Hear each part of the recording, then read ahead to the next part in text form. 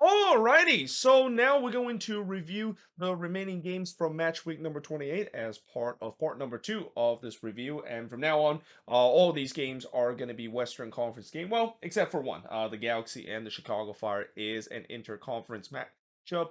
And also, all six of these games include the game that finished earlier this afternoon between Minnesota and the Seattle Sounders.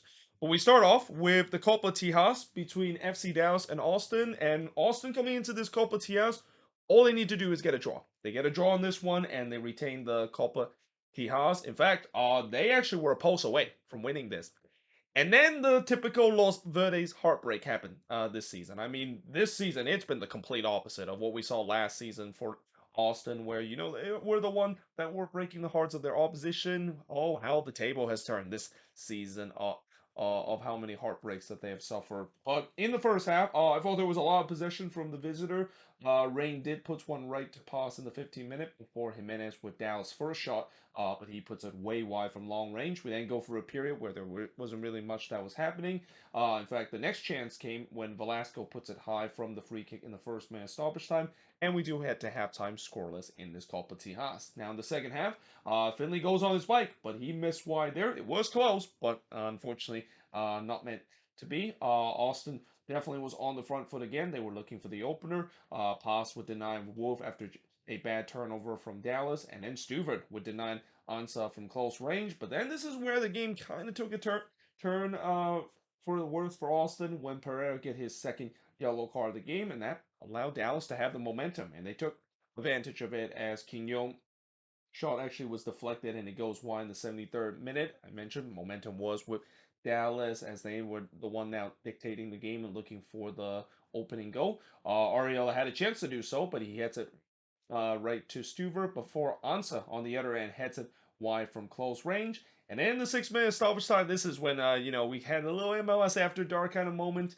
in this Copa Tijas when Gallagher took a shot that was deflected, but it hit the post. So again, this is the moment where I talk about Austin was literally a post away from winning the game. So what is a more heartbreaking way to lose a game or not win a game after getting hit the post? Well, how about on the other end concede straight away? And that's exactly what happened. As in the 7 minute stoppage time, literally the last kick of the game, Kosi Tafari would score from Farfan to make it 1-0 in favor of Dallas. It was a great header there from Tafari, but yeah, some questionable defending there from Austin, and also some you gotta ask question to Brad Stuver too, because yeah, I think that's one that Tafari didn't really hit that one with a lot of pace, and Stuver he kind of reacted late and couldn't keep that one out, and that gives Dallas the 1-0 win and the Copa Tias win. I think the standings in the Copa Tias is still wide open, but I don't know if Austin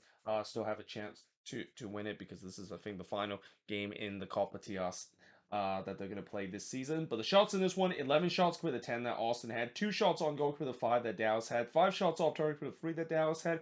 Both teams had 3 shots that was blocked, and possession-wise, 61% possession compared to 39% possession that Austin has in this one. And while in this game, I didn't think neither of these teams kind of deserve all 3 points because, there wasn't really a lot of chances.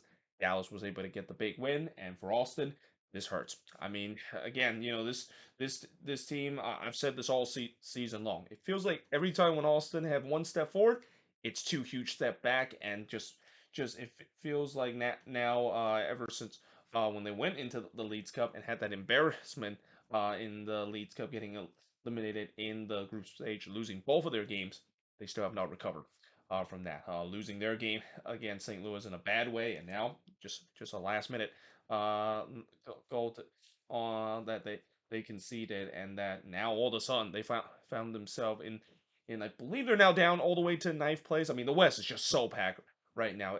Every day I think the West is going to change, but yeah, this is not looking good for Austin for a team that you thought that maybe they ride the ship as the Leeds Cup is about to begin, and now all of a sudden it seems like they're back to their bad form they had in the beginning of the season.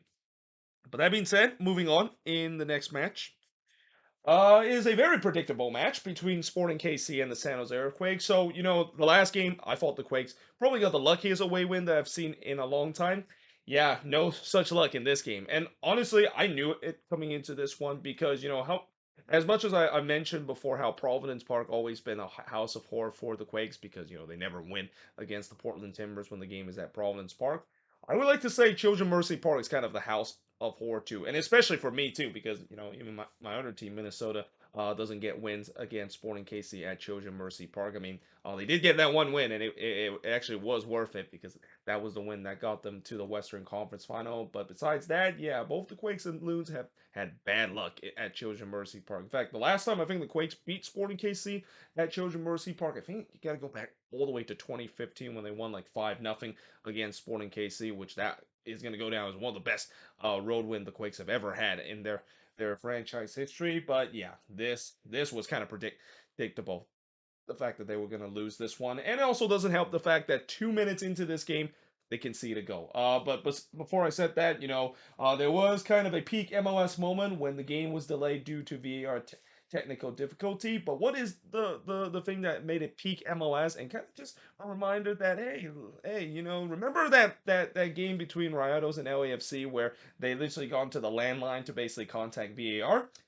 It made a return in this one. The fourth official was literally calling the landline phone. That is basically the way for them to call to the VAR official in Atlanta to basically fix the VAR thing. Now it was a relatively quick fix, but honestly, it is just peak MLS moment. And just kind of also remember that you can take the Leeds Cup out of the Leeds Cup, but you cannot take away the nostalgia moment that we still see in these MLS games, and that's definitely a moment that again just when I see that, it instantly reminds me of that LAFC versus Friados game of how crazy and how just cheap Leeds Cup that we see a referee go to VAR, but he has to call the VAR official through the landline phone because the Rose Bowl is literally an ancient stadium and is one of the oldest stadium in the country. But like I said, 2 minutes in, Sporting KC takes the lead as Daniel Shaarawy would score from Russell to make it 1-0. Terrible set piece defending from the Quakes. And again, in the last game, they did not come out prepared in the game against Vancouver. They definitely was getting shellacked by the opposition. It happened again in this one, but this time they didn't get away with conceding an early goal like they did against Vancouver. And Danielle definitely didn't come here in this game to come to their rescue. Though Tommy did look for a second, but he hits it to the side netting. Like I said, the Quakes are all out of sort coming out of the gate for the second road game in a row. The Post then denied Voltaire and Sporting KC their second goal, and 16 minutes in, the shots were 5-0 for Sporting. So again, similar to the last game against Vancouver, where 15 minutes in, the Quakes were outshot 6-0, and that it was just a terrible start again for the Quakes. I mean, that's kind of typical Quakes too, because I know that during my time rooting for this team, they've always come out slow on the road, and this is another example of it. Though the first shot did came in the 20th minute for the Quakes as a Triaco shot blasted way high. The Quakes, I thought they did weather the early storm, and they kind of started to get back into this game. A couple then puts it way wide from close range before Polito would hit one right to Danielle. But just as I thought that maybe the Quakes can escape to the first half down 1-0, Johnny Russell would strike as he scored here in the 42nd minute to make it 2-0 in favor of Sporting KC. Just non-existent defending from the Quakes. I mean, that last game against Vancouver. Don't let that game distract you. The fact that the Quakes were absolutely abysmal in terms of defending, and the only reason why they kept a clean sheet was because Danielle was literally a god and a wall in that game. Danielle then denied Tommy as the flag went up. I gotta feel bad for Danielle in this one because he just I can't blame any of the goals on him. I don't think this is on him whatsoever. His defense have just completely hung him out to dry game in and game out. And as much as I'm impressed of how Daniel has been single-handedly bailing us out game in and game out, it just makes me very frustrated the fact that it seems like the old problem of the Quakes cannot defend is still the thing in 2023. This has been a problem for this team for a long time right now. And while it has gone a little bit better this season, I will say that this season they have definitely defended much better, and the stats basically back that up too. Not if you see what has happened in these last couple of games. I mean, the defense looks like they went back to 2022 mode, or went back to some of the worst year that the Quakes had. Maybe in the 2018 mode when they can see like 70 plus goals. But we do head to halftime with Sporting KC winning 2-0. Again, if I wasn't doing a review, I would have turned this game off a long time ago. Though I will say that I kind of stopped paying too much attention to this game because I knew this game was done. I knew the Quakes weren't going to come back in this. Capo then hits one right to Melia in the 46th minute before Melia would tip Montero crossover. I thought it was a much positive start for the Quakes as they look to try to get one back. Again, it was kind of surprising that they got off to a good start because they could have easily felt sorry for themselves being 2-0 down and just kind of punt this game away, but they pretty much are forced to do so in the 70th minute when Eric Tommy would score from Radoja to make it 3-0 in favor of Sporting KC. I mean, it was a great goal from Eric Tommy. But it also helped the fact that there was no closing down whatsoever from the Quakes. Like there was just acres of space for Eric Tommy to shoot, and you know that he's definitely a threat from long range. So yeah, maybe think about closing him down. They didn't. It's 3-0 in favor of Sporting KC, and Dembe then puts it high from long range. But then the penalty was given to the Quakes, so they had a chance for a consolation when Skahan was brought down by Ndembele in the box. But if there's one thing about the Quakes when they face against Sporting KC, especially from the spot, they have problems in terms of it. Especially when you have a guy called Tim Melia in goal who was back in goal in this one. And yeah, he's a guy that I'm still kind of having nightmares about. I'm pretty sure Quakes fans are still having nightmares about, especially what happened in the PK shootout we saw in 2020, and here he denied Guerrezo from the spot. Though I will say that it was kind of questionable why Guerrezo took the penalty there. Well, actually, I know because Espinoza was already subbed off in this one, so they didn't really had a lot an option, and that yeah, Guerrezo was the one that takes the penalty, and you can clearly see he doesn't take penalty a lot because that was not a great penalty whatsoever from Guerrezo. I mean, it was a great save from Tim Melia. But when you have Melia, who is one of the best penalty kick stopper, right up there in terms of the likes of Ramondo, in terms of PK stopper. Yeah, that's just way too easy for Tim Melia to add another save to his record from the spot. And yeah, in the end, Sporting KC, they cap off a dominant 3-0 win against the Quakes. Shots in this one, 15 shots for the 11 that the Quakes had, 6 shots on goal for the 2 that the Quakes had, 4 shots off target for the 5 that Sporting KC had, 5 shots that was blocked for the 4 that Sporting KC had, and possession-wise, 60% possession compared to the 40% possession the Quakes has. Now, the good news for the Quakes is that they are back at home, and that I think that the even better news is the fact that that win against Vancouver now seems even more important with the way that if they would have lost that game against Vancouver and got no points coming into that Cali Clasico against the Galaxy, yeah, this is where I start questioning that. Here we go again. Looks like this is the typical Quakes I've seen collapsing in September when in crucial situation, and I feel like right now it's still to be determined. I mean, these next couple of games is going to be very big for the Quakes, but they just gotta have to move on from this. I mean, again, it doesn't matter if the Quakes are good or not. If they play against Sporting KC on the road and at Children Mercy Park, it's an automatic L. They just got to move on from the next one, and we'll be facing against a Galaxy team that they have problems against the Galaxy this season. They still have not got a win this season against the Galaxy. In fact, it's been quite a while since the Quakes have got a win against the Galaxy. I mean, I wouldn't say it's been a long time, but it has been maybe like 3 or 4 matches since the Quakes have tasted victory in the Cali Classico. But that being said, moving on in terms of the next match, and this game also ended 3-0, but it was in favor of the visitor. So apparently this is round 2 between RSL versus the Houston Dynamo. Remember, round 1 was in the US Open Cup semifinal. Houston was able to outlast RSL in extra time in that game, and it feels like this game was pretty much almost carbon copy of that game. I mean, usually when you see two teams face against each other in a short amount of period, you wouldn't expect the game to be play out the same way, and especially coming into this game now that RSL is playing at home, and I know they have had their problems this season at the Riot, but Houston has only won one road game coming into this one, and surely they can't win another one and capped off the performance that they had on Wednesday night, can they? Well, let's find out if that's the case, because early on it looked like it was, because Caicedo would pulls it wide from close range before Bear hits it high from close range. I mean, Luis Caicedo scored in the first minute. I mean, it's crazy how he scored in the 125th minute, and then he followed that by scoring in the first minute. That would be just a great, crazy kind of last 3 days for Luis Caicedo.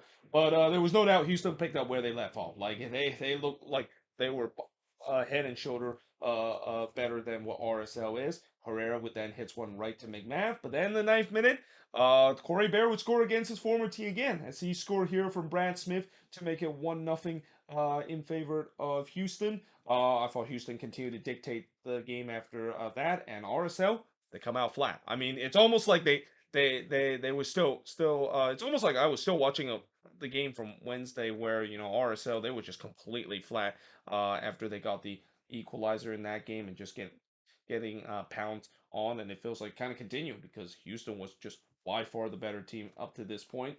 The first shot of the game for RSL, and actually it was the first shot on goal for RSL, sees Waswatski hits it right to Clark, but then in the 29th minute, Houston make it 2-0. It's Daniel Steres. He doesn't score a lot of goals, but he scored here from Herrera to make it 2-0 in favor of Houston. Just non-existing defending there from RSL. I mean, that was just. I mean, if you're going to step up your lines to play the offside trap, make sure you do it correctly. Because if you don't do it correctly, and I think this was a clear example of when you don't do the offside trap correctly, you're basically letting a guy wide open in the box. And over here, Steres beat the offside trap. He was completely left open. I mean, that was the one of the easiest goal you would say he would score in his career, and just shambolic defending there from RSL. And yeah, Dynamo capitalized. It's 2-0. And they mentioned that RSL coming into this game, they were 9-game unbeaten. They're not 9-game unbeaten anymore after this one. In fact, they were also having an 11-game unbeaten streak against Houston in league play. Obviously, we saw that kind of came to an end in the U.S. Open Cup, and it also came to an end in this league game too. In the 36th minute, Silva did head it wide from close range before Arango actually had a header that was clear off the line, and I thought RSL finally woke up. I mean, it feels much better from them. It looked like the RSL that I've seen before, for where you wouldn't tell in these last two games or even in these last couple of games that this was an RSL team that I mentioned could be a dark horse because of how good they have on the attacking end and also on the defensive part too. But in the 43rd minute, Herrera would miss an absolute sitter from close range. Yeah, that's one that Hector Herrera would want to have back. But also, RSL defense continued to be shambolic. I mean, it was just way too easy for Houston to cut them open there. And then at halftime, we saw a very wonderful thing happen with the teddy bear toss happening. Obviously, I think they were planning the teddy bear toss whenever RSL scored the opening goal. They do it at halftime. Obviously, they didn't score a goal in this one. And I believe last year when I went to Rio Tinto Stadium, well, actually it was called American First Field now. Well, actually, it was still called Rio Tinto Stadium back then, or at the Riot when Minnesota play against RSL.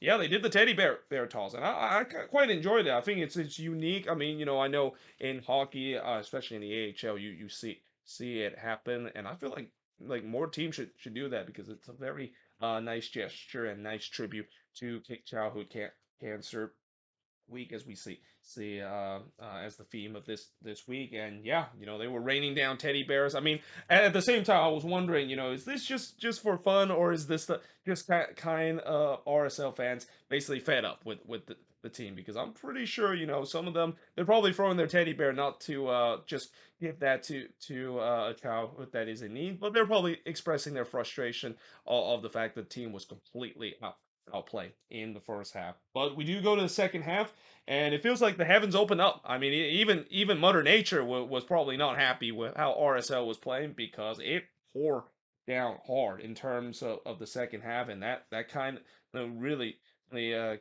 kind of damper RSL in terms of their chances to come back because it was kind of, I would say, the condition at times were kind of unplayable with how heavy the rain was pouring down. There was really not much attack that was going on.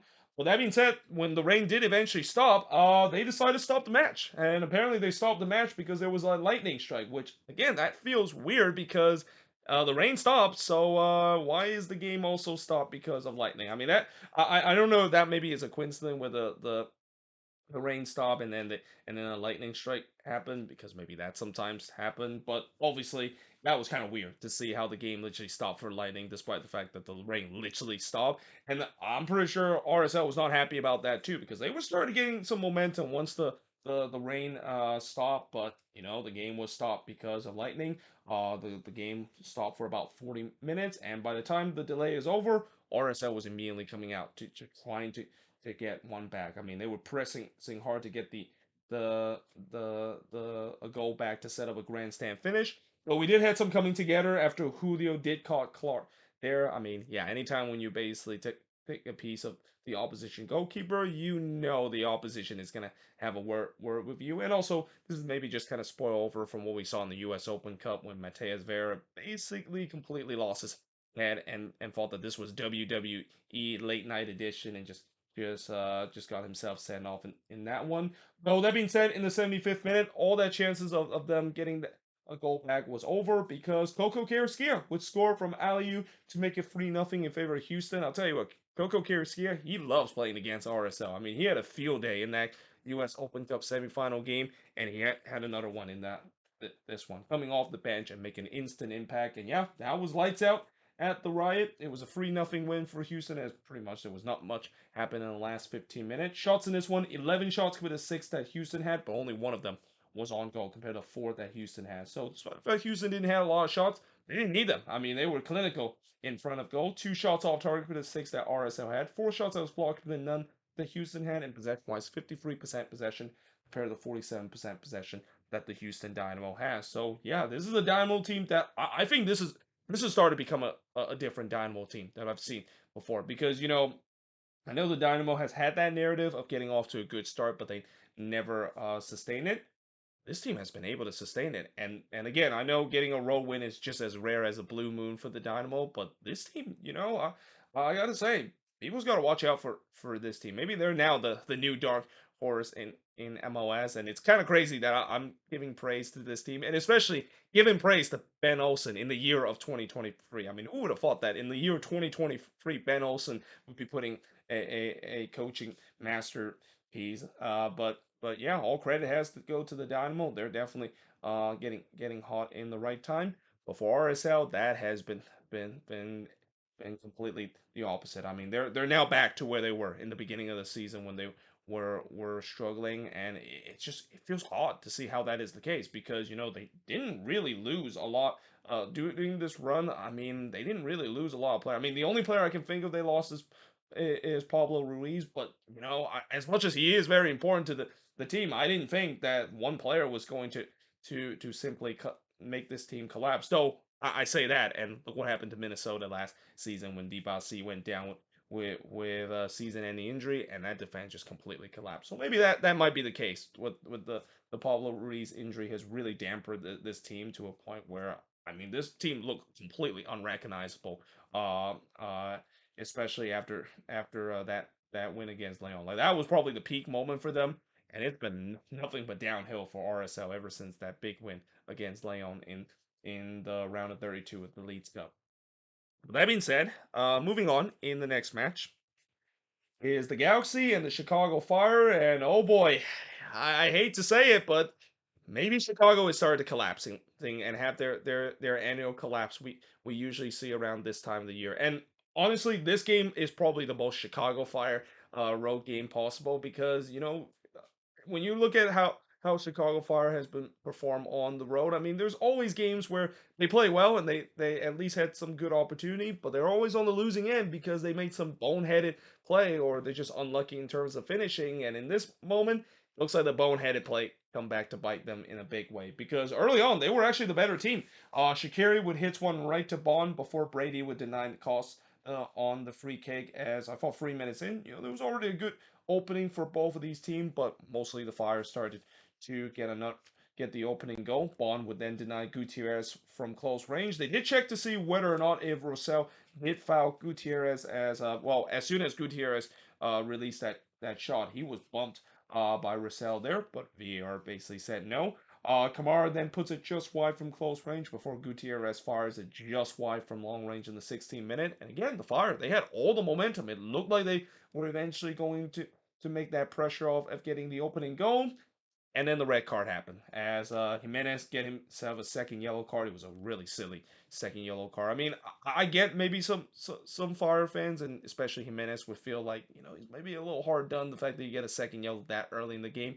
No, When you look at back at that play, that was just a needless challenge, and yeah, the Fire, who were dominating up to that point, now find themselves 10 men, or found themselves down to 10 men for the remaining of the game. And to add insult to injury, the Galaxy wastes no time to take advantage of being a man up, as literally just 1 minute after that play. In fact, in the ensuing free kick, Tyler Boyd would score from Yoshida to make it 1-0 in favor of the Galaxy, and I immediately wrote, "Oh, looks like the old Chicago Fire is back." I mean, that is probably the most Chicago Fire road kind of moment you will ever see from a team that, well, they were dominated, and then they made one boneheaded play, and it just the house of cards basically just collapsed, and it definitely did, because this is when the Galaxy started really ramped up the pressure.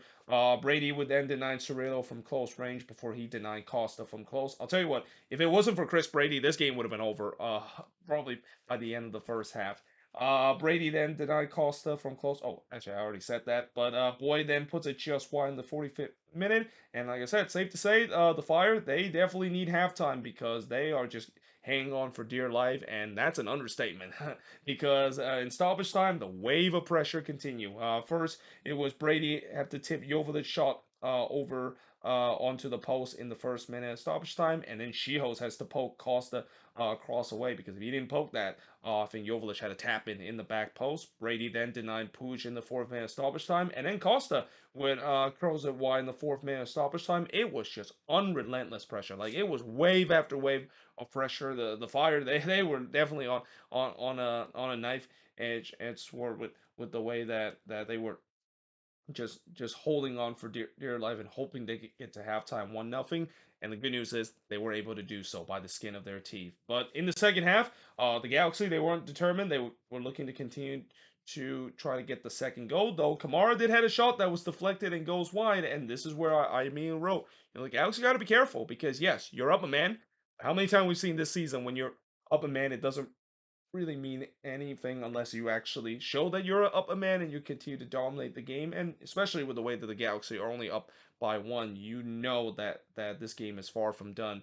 But that being said, in the 72nd minute, Puig basically said it's done, as he scored here from Costa to make it 2-0 in favor of the Galaxy. And the goal again feels like a relief for the Galaxy, because they needed that second goal, knowing that the Fire, they still have to believe that, yeah, they're down a man, but they're definitely hanging in there in this game.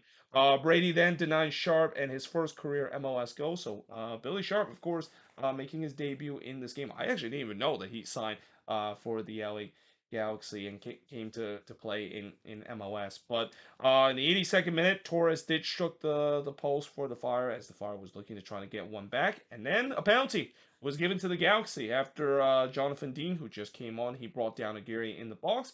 And was expecting Ricky Puig to be the one to take the penalty, but they elected to give to the debutant, Billy Sharp, trying to slots at home. And I remember doing his day with Sheffield United. He usually are the penalty kick taker, so it's not a big surprise that he gets a chance to convert the penalty, and he made no mistake of it, as he slots that one home for his first career MLS goal. And yeah, that made it 3-0 in favor of the Galaxy. And that was the final score of this game. As the shots in this one, 19 shots for the 12 that Chicago has, 9 shots on goal for the 4 that the Fire has, 6 shots off target for the 5 that the Galaxy had, 2 shots that was blocked for the 5 that the Galaxy had, and possession-wise, 65% possession compared to 35% possession that the Fire has in this game. And again, this is the most Fire way for them to lose a road game, because yes, you thought that they were looking on top, looked like they were going to get something going, and then one bone hit moment later, it's a complete implosion. But give credit to the Galaxy. Again,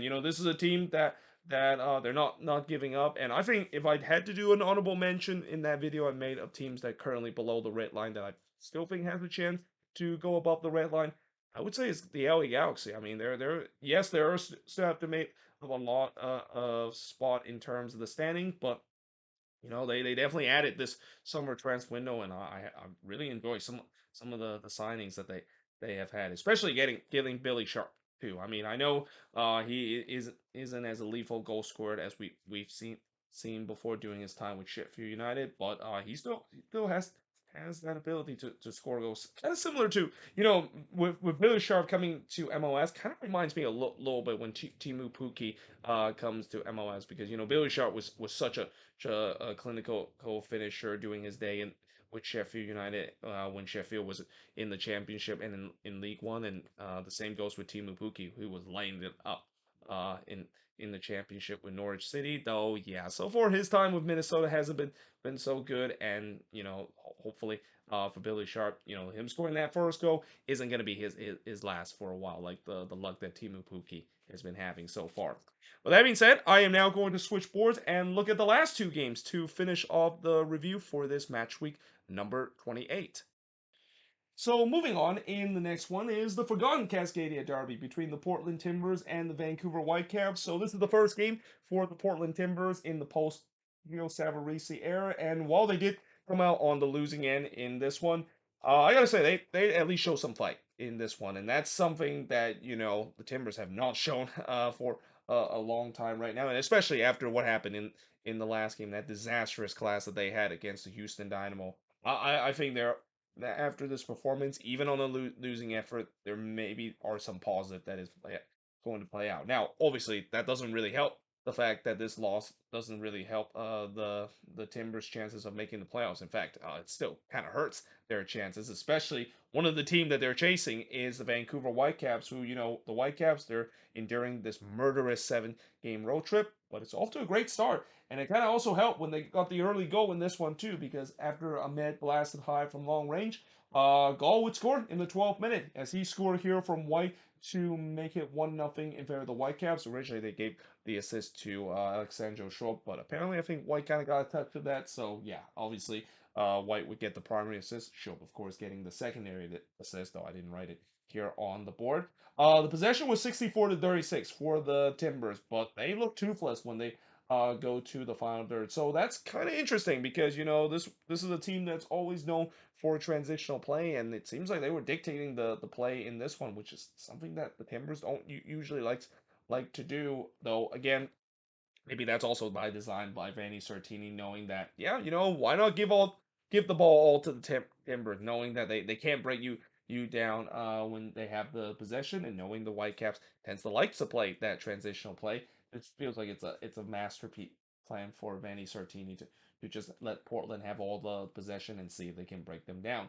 In the 20th minute, Mora did heads it wide from close range, and then Espria trying to go on his bike. So remember, Darren Espria has already scored a bicycle kick goal, so it looks like he was gonna do it again, but this time no luck on this one. I mean, he connected well, very similar to when he scored that bicycle kick goal a year ago, but this time he missed that one wide. But in the 35th minute, Vancouver doubled their lead. It's Ryan White scoring from Ryan goal to make it 2-0 in favor of Vancouver. So yeah, those dynamic duo, they're back at it again for the Whitecaps, and really this was coming off of a transitional play, which Portland gets a taste of their own medicine because they're always the one that is known to do well in the transition. But Vancouver basically said, "Yeah, I have a taste of this old medicine, Timbers. See how it feels now that they're the one that on the opposite end of getting caught on the transitional play." And actually almost was 3-0 if it wasn't for the post denying White of his second and Vancouver his third goal. And again, that came off of a transitional and a cross, which that was a problem for the Timbers in this first half. They just simply cannot deal with those crosses coming in for the Whitecaps. And mind you, the Whitecaps always have some threat whenever they cross the ball into the box. But yeah, the Timbers had no answer in terms of dealing with it, and we do head to halftime with Vancouver leading 2-0. Though that lead was cut in half in the 53rd minute because Felipe Mora would score from Aspria to make it 2-1 in this one. It's been a long time since Felipe Mora has scored a goal, so it's great to see that he's back on the score sheet. And the momentum was with the Timbers, right? Well, no, because in the 60th minute, a penalty was given to Vancouver as Evander brought down Larea in the box, and Ryan Gall would slot home the what would be the winning goal of this game to make it 3-1, and that was an absolute killer. I mean, the Timbers had the momentum. You can feel it inside Providence Park too, and then Evander does that. And honestly, I think there's got to be a lot of debate right now in the Timbers fan base about Evander this season, because do you want to call him a bust this season? I mean, yes, he has scored some goals in this season and scored some wonderful goals too, but man, there's been times where he has made some very boneheaded play, and this was just an example of it. Like there was no need for him to make that challenge on Larea there and concede a penalty and just kind of kill the momentum. I mean, I would say that Evander this season he's been kind of inconsistent. I mean, he is a guy that I think we have shown some flashes of why the Timbers were very high on him and bought him for $10 million. But then there's also times where we see why he maybe is considered to be a bust because of this play and the many bad play that he has had throughout his tenure and his inaugural season for the Timbers. But yeah, that made it 3-1 in this one. Though Takaoka did deny Mascara from long range, as I thought the Timbers, to their credit, they were fighting hard, and I had a feeling that was going to be the case. I mean, you knew that this team was not going to just slumber like what we saw against Houston. You knew that with the new interim head coach boost, they're gonna play hard to trying to prove that they deserve to be on that team sheet. And in the 85th minute, well, Evander kind of made amends for his bad tackle that gave away the penalty, as he would be on the score sheet here from Blanco to make it 3-2 in this one. And once again, the momentum was with Portland again, and you can feel it inside Providence Park. Like the crowd, they really want the Timbers to get the equalizer. They're trying to wheel them to get the equalizer. McGraw had a chance in the 87th minute, but he hits it right to Takioka, and there was no doubt the Whitecaps were hanging on for dear life. Like it feels like here we go again for the Vancouver Whitecaps, that they're just holding on to hope to get a massive 3 points, and we've seen that so far this season a couple of times from this team. And to their credit, they have done a good job in terms of holding on for dear life and trying to close out games, and they did it again in this one. They hold on to win 3-2 in this one. Massive 3 points for them to kick off a mammoth road trip that they get endure during this home stretch of the season. But the shots in this one, 17 shots compared to the 9 that Vancouver has, 3 shots on goal compared to 5 that the Timbers had, 5 shots off target compared to 3 that Vancouver has, 3 shots that was blocked compared to 7 that the Timbers had, and possession-wise, 64% possession compared to the 36% possession that Vancouver has. So again, in a losing cause, I think Timbers fans should still be happy the fact that yes, this team finally showed some fight, which is something that we definitely did not see under Giovanni Savarese doing his latter tenure with this team. But still, what is going to be frustrating is that they didn't get the win and didn't even get a point out of this game. It's on the losing end, but like I said, for the Whitecaps, huge 3 points and really a big bounce back win after just last week against the Quakes. That's a game that I feel like this one they definitely made up for that game that they had last week, where they absolutely should have won that game against the Quakes. Like not even get a point out of that game. They should have won that one. If it wasn't for their poor finishing, they would have easily won that game last week. But they made amends of it, of able to come back and get the 3 points in this one. Well, that being said, moving on in the next match, and by the way, it's also a big 3 points for the Whitecaps too, because this is only their second road win. But that being said, moving on to the game that happened earlier today. So yeah, this game, I think you could say that it was pretty fortunate that there was actually goals that was scored in this one. And it's even more interesting how both of the goals that was scored in this game was literally by the same player, and he was able to score not only a goal for his team, but also a goal for the opposition too. Because let's be honest, yeah, this was bad. And I really hope this is the last time that Minnesota is going to be on national television, because I think this team has been on national television twice this year. They had a national television game against FC Dallas earlier this season. That was a complete snooze fest, and this game not much better too. And I think it's only fitting with how this game went on. Both team only got a point out of this game, and also I would say that I kind of saw this coming too, with the way that not only Minnesota has had problems in terms of playing against Seattle. Like Seattle is literally the ultimate kryptonite of this Minnesota team, and this is the reason why I hate Seattle so much. But also the fact that Adrian Heath decided to go with a very defensive lineup. Like I mean, I get it. Yes, there's a big game in the middle of the week, but why in the world did he decided to roll a defensive lineup when you're at home in this game against Seattle? And yes, they have not had a good record against Seattle, but this is not the same Seattle that we've seen a couple of years ago.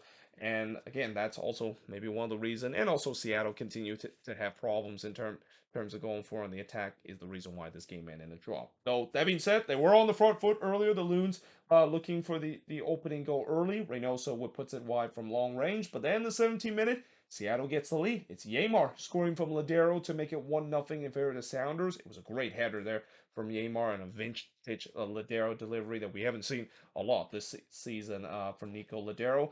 But I also thought that this is what happened when you don't clear your lines, because that chance wouldn't have happened if the Loons would have just cleared their lines completely. They didn't do so. They got punished because of that and find themselves now 1-0 down once again at home. Now the good news is this team this season, in terms of being down at home, they've been able to find ways to come back. Although they find ways to come back, but they don't win the game. And they actually have done a good job in terms of responding relatively quick. Though not this time, they didn't respond relatively quick. Though they did have some chances too. In the 31st minute, Gregush would look for a response, but he missed way wide from long range. So knowing the fact that Jan Gregush, after scoring that amazing goal against NYCFC, he has free range to try to shoot again. And then Boxholm is an absolute sitter from close range. And when I saw that miss, I thought, oh boy, here we go again. We're gonna get the bad version of Minnesota where they just cannot not finish, as I've seen the case this season. Though Fry did deny Rosales from long range in the 39th minute. Again, I really hope this is one of the last times I'm going to see Rosales and Dotson on the wing. It just does not work whatsoever. I mean, I will say that Rosales, at least he tried his best. Oh my God, seeing Sonny Dotson on the wing was just an absolute disastrous class. Like he basically contributed nothing in the winger position. And as much as I know Dotson is a very versatile player, he's not versatile to a point where he can play on the wing, and he just does not have that characteristic to do so. But that being said, as I also wrote, Minnesota was pressing for the equalizer before halftime, but can they find their clinical finishing? Because it seems like this is the game we get the bad version of the Loons in terms of their finishing. But we do head to halftime with Seattle leading 1-0. In the second half, not much really happened, despite the fact that I thought the Loons were being better in terms of winning the ball high up the pitch. They were kind of struggling to do that in the first half. Seattle did a good job in terms of keeping possession, and I also thought that they need to start subbing a natural winger. And again, the part of my frustration coming out of this game is not just the fact that they decided to put midfielders in terms of the winger position, but they have wingers on the bench. I mean, guys like Tajuri Shradi, Sunjin Bin, and also Fragapani, I think it was on the bench in this one. So why in the world did they not play him in? I mean, I'm gonna guess maybe they're saving them for the game on Wednesday against the Colorado Rapids, but still, again, it feels weird that they decide not to put them in, and it feels like this was a game where Adrian Heath was just scared of the Seattle Sounders, especially from past history. Though that being said, in the 56th minute, Minnesota gets the equalizer, and remember how I said a player was able to score a goal on both ends? Well, that player was Yamar. So after Yamar scored an amazing header for the Sounders in the 17th minute, he followed that by scoring another amazing header in the 56th minute. The only problem was it was the wrong neck, and yeah, I mean, I feel like if Yamar would have got another goal in this one, I mean, would you kind of consider that as a hat trick? I mean, I would say that probably would be peak MLS kind of material if Yamar would get a goal by his team and then get another goal and then also score an own goal and claim the match ball, because hey, I was able to put the ball in the back net, even though one time I put it in the wrong end, or maybe two time it put it on in the wrong end. And so, but in the 62nd minute, Rodon did look to retake the lead for the Sounders, but he is denied by Dane Sinclair. I thought neither of these teams was looking good in the final third, and I also thought that as we get deeper into this game, the Sounders were clearly playing for a draw. Like they started to back into the low block, and this is where kind of create problems for this Minnesota team, because this is not a team that is known to break down a low block.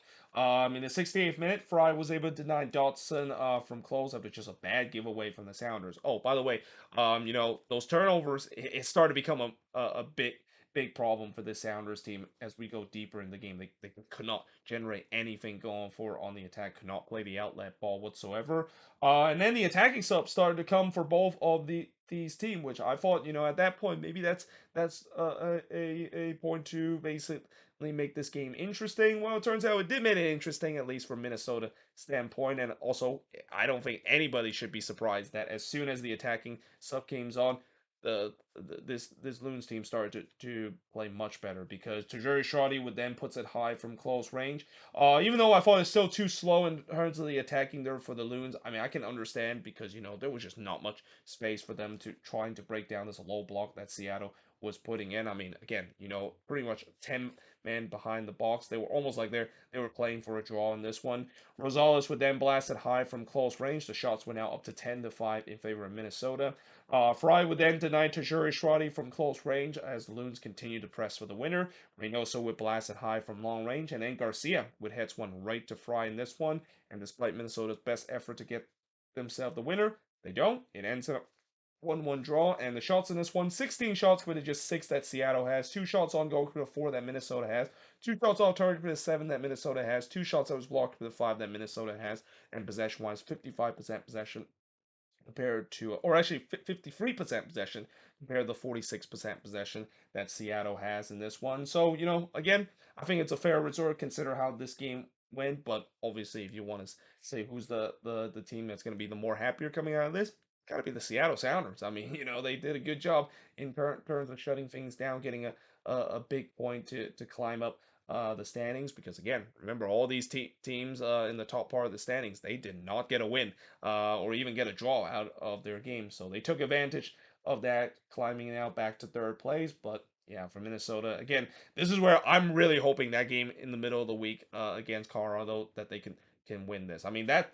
probably is the whole reason why I see Adrian Heath decide to put a defensive lineup. Maybe he's saving it for that game against Colorado, which if that's the case, then that's good because I get to see some of the best attacking player in person. Which again, this is a good time for me to tell you that yes, I am going back to Minnesota in just a couple of days to see this team. Which that usually is a good thing because so far the 2 times I've seen the Loons play at Allianz Field, they both got a win, and that include earlier this year when they were not getting a home win, and then when I'm there, they finally get their first home win. So maybe I'm a good luck charm, and maybe I'm maybe thinking about moving to Minnesota and keep attending these games so that they can keep getting home wins because again, home wins has been a problem for this team. I mean, it's not that they're losing a lot of games this season at home.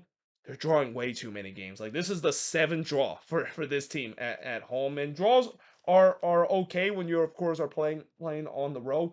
Well, they are absolutely not okay when you're playing at home, and especially some of these draws that they have, they were winnable both games too. And that again, this team, if they do miss out on the playoffs, and right now they're still below the red line, they might look back at some of these draws. Might be the reason why they don't make it. But still, we'll see whether they can bounce back, especially on a short rest against the Colorado Rapids. I mean, surely they has to be against the worst team in the league. Don't do this, Minnesota. Don't disappoint me. The fact that they against the worst team in the league, they somehow do not win because I can tell you if they don't win against Colorado, I don't think this team deserved to make it to the playoffs this season. But there you have it. That is pretty much it in terms of looking at all of these games from match week number 28. Let me know in the comments below, what do you think of these last 6 games as part of part 2 of this review for match week number 38, or not 38, 28, that is. We're still a while before we get to match week 38. In fact, I don't think there is a match week 38. There's only 34 games in the season. But yeah, as I said before, let me know in the comments below, what do you think of this game? And yeah, hope you guys enjoyed this video. If you do, make sure you guys leave a like, smash the subscribe button. And yeah, I of course will see you guys next time.